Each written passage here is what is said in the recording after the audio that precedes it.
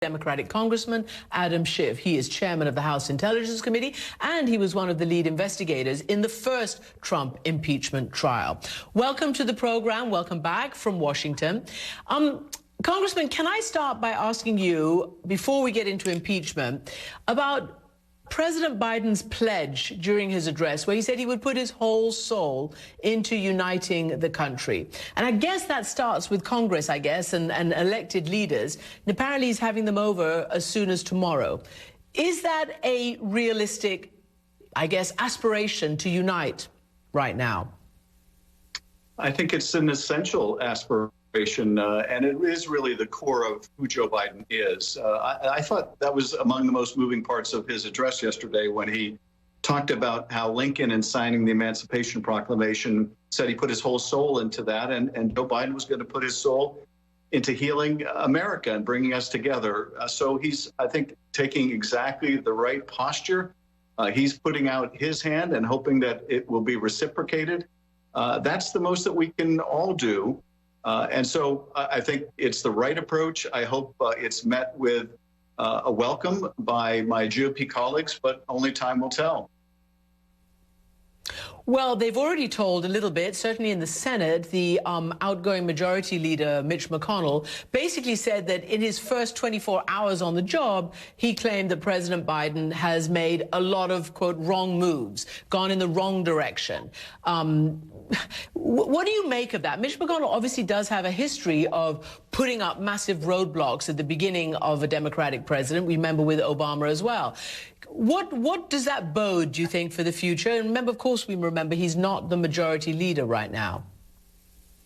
Well, I would hope that Mitch McConnell will recognize that we're in the midst of a national emergency. 400,000 of our fellow citizens have died from this virus. And we need to get the country back open, but we need to get the country vaccinated. We need to get help to families that are struggling. And it needs to be more than his mission to make Joe Biden fail. We can't go into this the way that he and others did when Barack Obama was elected, designed to thwart any positive movement for the country.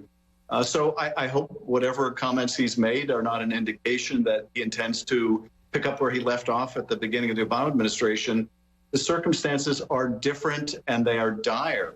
Even under good circumstances, you would hope that there would be an appetite to work together for the betterment of the country. But we're in an emergency right now, and we need all hands on deck. Can I ask you, because some of President Biden's most fervent supporters, former senators and the like, people who he talks to and listens to, they're concerned because they see how, his supporters want to see President Trump held accountable for what happened on January 6th. On the other hand, it collides with the beginning of an administration that wants and has said it has massive priorities. It's going to need everybody's goodwill and energy. From your perspective, I know you're in the House. Nonetheless, you're a very senior elected leader. How complicating is it going to be for a Biden agenda to have the impeachment trial begin almost immediately? Well, I think it's certainly very doable to do more than one thing at a time. In fact, we all have to do that. The Senate is going to have to do that. That's just the reality of the situation. I just think the Speaker is exactly right. We can't have a precedent where a president at the end of their term can seek to cheat in the election, can seek to cling to power, can try to thwart a peaceful transition of power. And if they fail, there's no repercussion. They either succeed and become president for life, or they fail, leave office, and then their party says, well, we need unity, we can't look backward. We can't have that kind of a precedent. So there needs to be accountability. There also needs to be moving forward in dealing with the emergencies that we have. And we're going to have to do both. I think it will be a case-by-case basis in terms of how much priority to put on accountability. Obviously, it goes well beyond the President of the United States. Too many that worked with him that may have engaged in criminal violations of the law or other misdeeds and misconduct that needs to be vetted and needs to be aired. I think in order to really have meaningful unity and healing, there needs to be accountability, there needs to be justice. So we're going to have to do all the above, and it will be a challenge for Joe Biden to strike the right balance. But I do think this moment was made for someone like Joe Biden, someone fundamentally decent, The people he's picking to make these decisions with him, like Merrick Garland, also principled, decent people. So I think he's off to a great start. When do you think that single article of impeachment will be sent by presumably the House Speaker to the Senate? Because it hasn't been yet. Some people are talking about potentially tomorrow. What do you know? Well, I only can tell you what has been publicly reported, and that is the Speaker intends to transmit the articles soon. I have to imagine that there are discussions going on between both Schumer and McConnell about how soon they'll be situated, how soon they could be ready to take this up. And there's some level of coordination to make the best decision about timing on the transmission of the article. But ultimately, that's the House's prerogative. Once that goes over to the Senate, though, it begins a very certain clock. So I would imagine it will be soon, and those discussions are ongoing, but I don't think people will have long to wait. Congressman, you were obviously crucial in the House impeachment last time around, and you saw that it failed to convict in the Senate. Now there's more complications going on. This time, 10 Republicans joined Democrats and impeached in the House, but we're not sure what might or might not happen in the Senate. I want to play a couple of sound bites from Mitch McConnell, which happened yesterday or the day before, and now today from Senator Lindsey Graham. They seem to be sort of contradicting. Let's just play these. The mob was fed lies.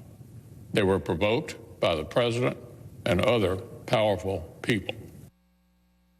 I'm hoping that he will make an announcement soon saying that an impeachment under these circumstances is unwise and unconstitutional.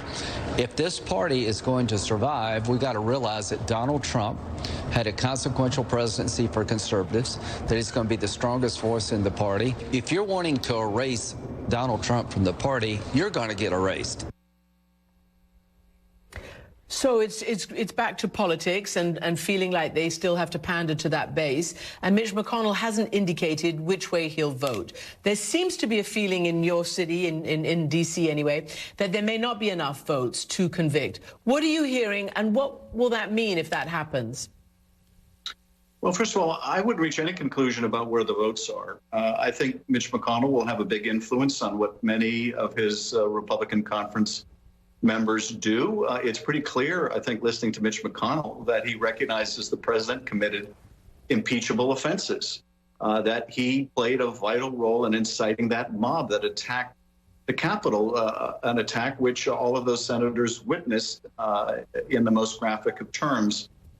Now, whether they will make the decision, okay, he's guilty, but we're going to acquit nonetheless, which is essentially what happened in the last trial, I don't know. I hope and pray that's not the case, because if the senators aren't willing to convict a president who has committed the most egregious abuse of power, I think, in our history, the most flagrant attempt to end a peaceful transfer of power, it's hard to imagine that remedy having meaning anymore. But I will leave it to the very capable team led by Jamie Raskin to make the case. But this, I think, is a very different circumstance than the last trial.